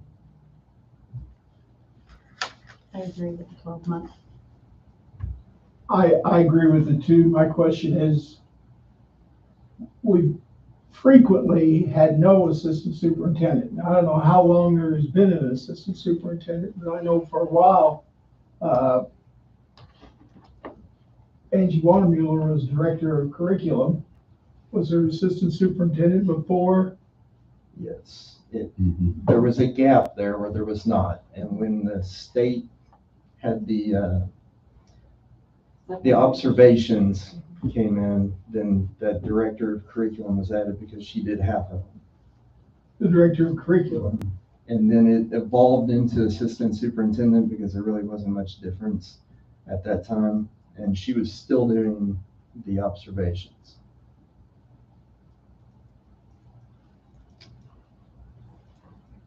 I have a question. It's kind of towards this.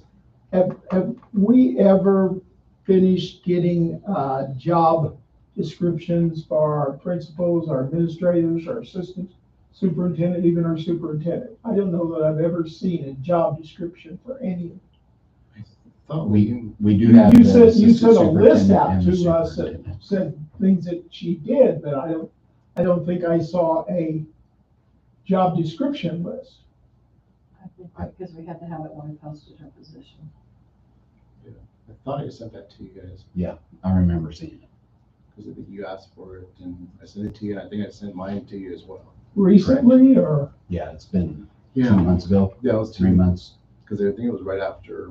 what about like principal, athletic director, and everything I like can that? get those to you, I yeah. know we said we were gonna do that, but I'm sure I have. Now that I didn't. I didn't send you. 90% sure I have not seen those. No. And I don't think I've seen anything as superintendent or assistant superintendent either. And maybe it was on my computer and me and my computer didn't get along that day or something, but. I can send it to you again later. Okay. But I just don't feel good at all agreeing with a 2-year contract.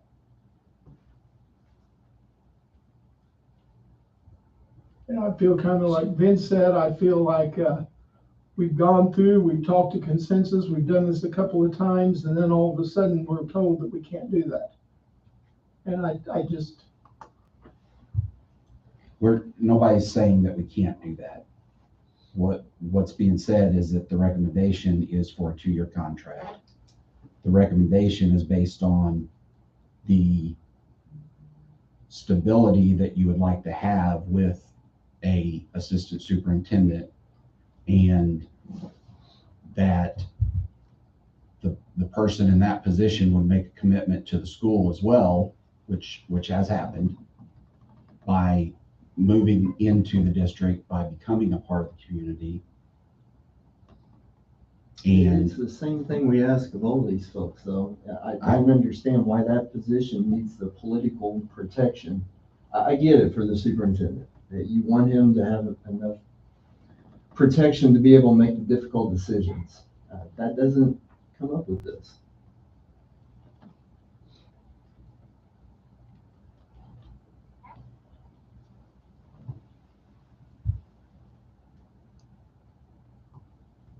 You have a second, so we might as well vote. Yep.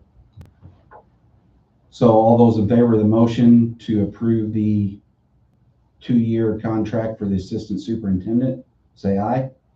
Aye. All those opposed, same sign. Aye. That motion fails 2-3.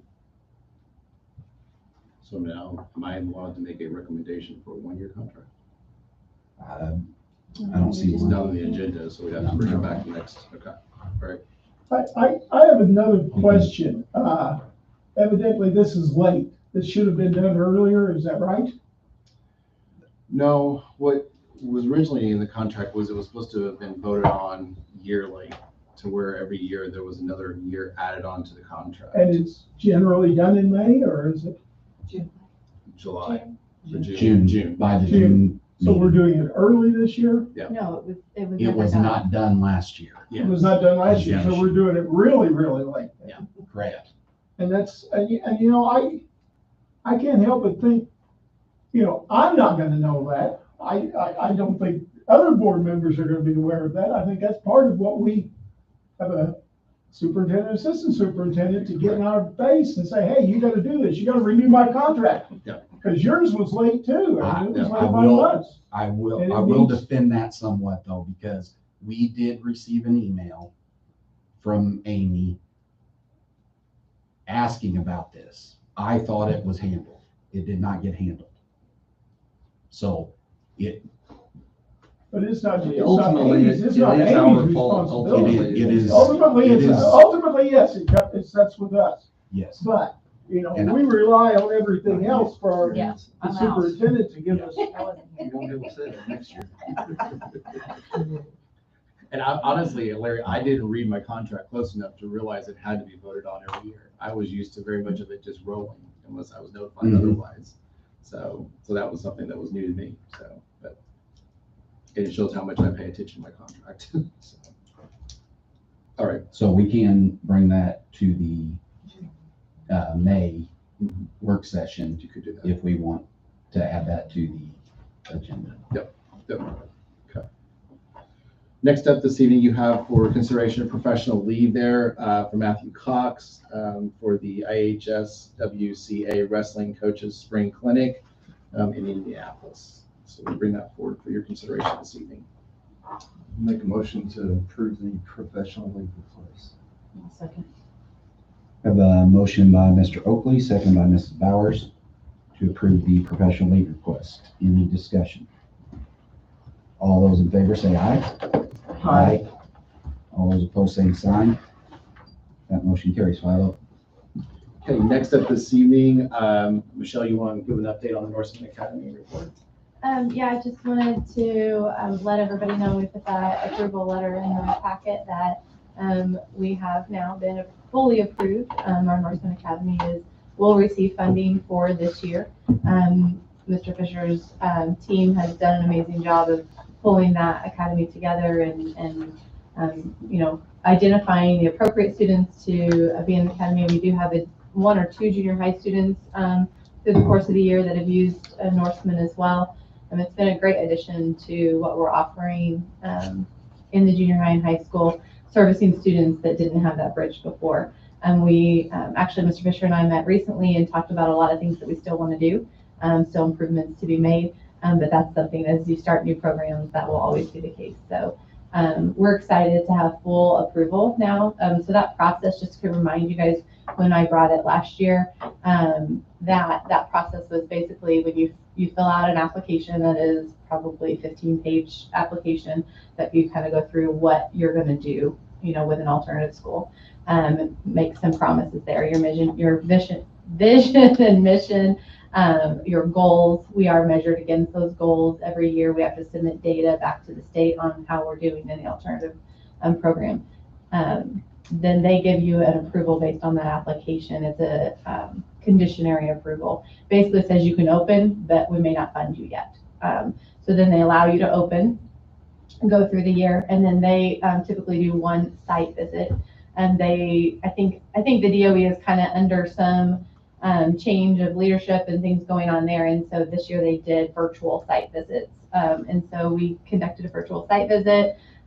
We had 2 students from the Norseman Academy attend that virtual site visit. Our Norseman Academy teacher, through the virtual, technology, was able to kind of give them a tour of the room.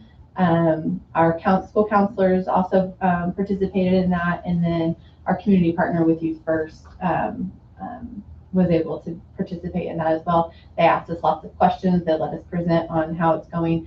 The highlight of the meeting was, of course, our 2 students. Just being able to share their experiences and how this has really been helpful for them to have something unique and different. We received a lot of compliments from Dr. Flora Jones on our program, that it's pretty unique to, one, have our program just in the middle of the building. Often alternative schools are set aside or other than, and our students were very communicative that they have never felt like they are set aside or other. They are a Viking, they are part of the community, and they very much feel that, and they were able to communicate that to the team, and that was a major compliment from the DOE staff. Was it a requirement for them to sit in on the interview? They required at least one student to participate, yes. But we brought two, and we let them talk, awesome. Because we feel like that's, we can say all the things the adults say, right? But when the students tell about their story and their experience, then that's really powerful. So that was really good. And then immediately that afternoon, we received the approval letter. And I've spoken with Mrs. Jones as well since then, and she is very ecstatic about our program and very impressed. So that will, alternative education receives an additional funding amount over ADM. So, we do have to pay for a teacher in there. That is our goal from the beginning, was to at least to try to find a net zero with this, that we would be able to pay for that teacher salary with what we do earn from the alternative education funding. We won't know what that dollar amount is until a little bit later into the summer, maybe fall, early fall, but when we have it, we'll share. Also, a good news report. We've kind of done a different layout on that. I think you probably saw that on Facebook and stuff. So Jessica Adler is doing a great job with that, and wanted to kind of make it a little bit more friendly for people to look at. Don't forget, graduation is next Friday, May 26th. Actually 2 Fridays away, May 26th, 7:30 p.m. And I think I'm also putting on your agenda or your weekly newsletters just some of the other Honors Day, those kinds of things that are coming up too. So if you want to attend those, you are more than welcome to. And then Larry, are you going to plan on trying to get to I am going to some way get a golf cart to take me out That's there, what I was and gonna say. I'll be waiting. Okay, we can definitely get you out there. So okay, I'll make note on that.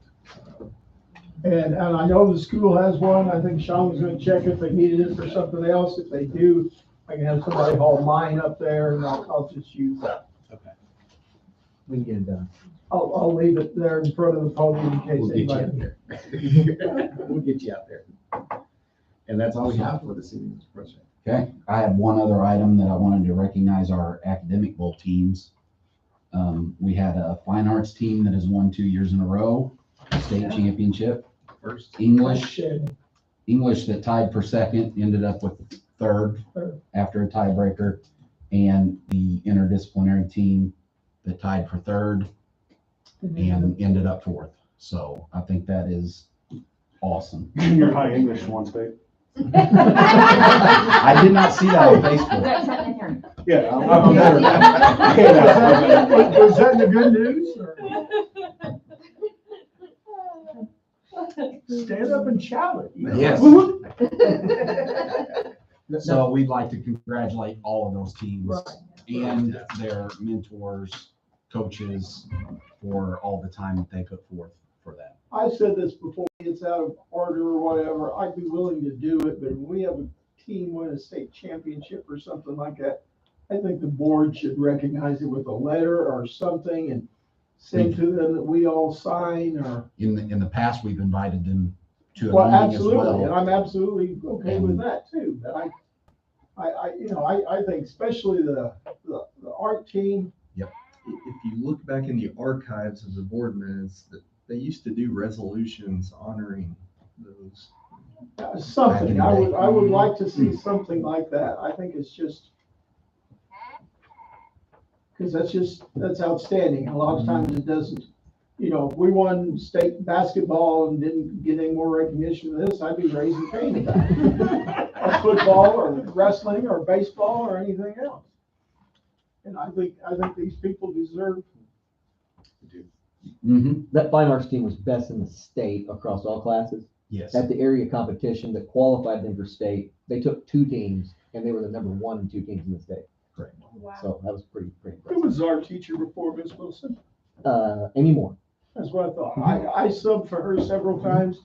I didn't think we could get a better art teacher than what we had. Yeah. Got a couple We good ones did. there. We did. She's exceptional. All right, anything else for the good of the cause? And I'll look for a motion to adjourn. I'll make a motion to adjourn. I'll second it. We are adjourned.